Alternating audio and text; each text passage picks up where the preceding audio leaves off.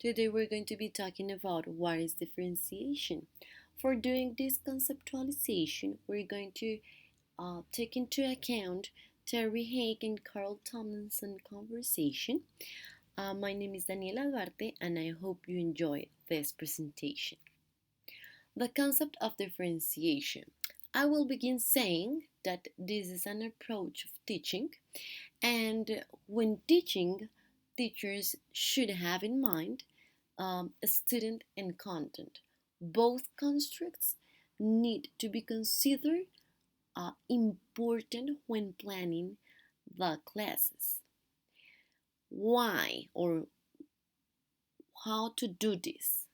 Well, for doing so, we need to understand that our students are human beings and we need to understand those human beings in order to fulfill what the needs they have.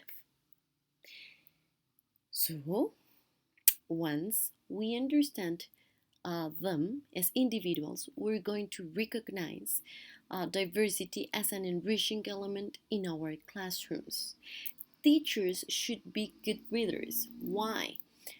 Because good readers understand that each one of the books they read have something special, have something to to teach us, and also required different things. Some books required more time, some others require to reread some specific sentences or chapters, some others are required to be read collectively because it's important to discuss the ideas that are presented there. So, if we understand that, we're going to be able to really read our students. And in this way, we will guarantee that at least we're going to be aware about their strengths and how can we help them to improve in those skills that required further support. Of course, it is not an easy path, and in fact, it will be disruptive, risky, challenging. There will be a lack of resources, and you will fail as a teacher. But this is normal. This is part of the process. We need to stop being afraid of, of failure because this is part of real learning.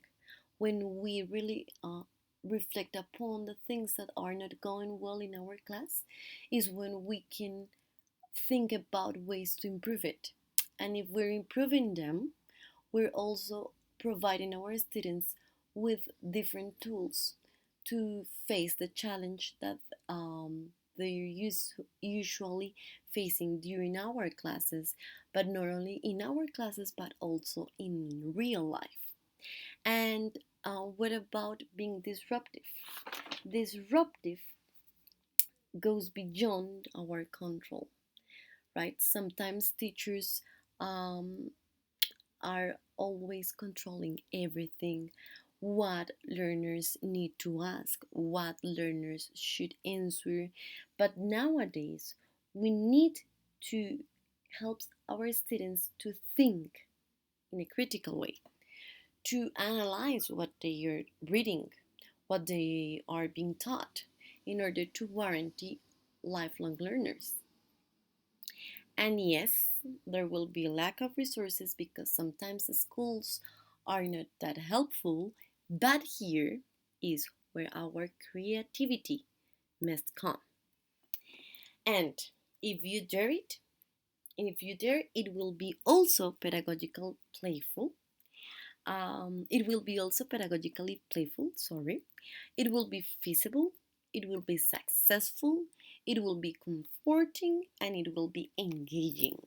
Because it's not just um, showing some grades or is not just uh, deciding which students are going to go to the next grade and which other students need to stay more time with you, is warranting that each one of your students is able first to recognize their own learning style, on their own learning strengths, as well as learning difficulties.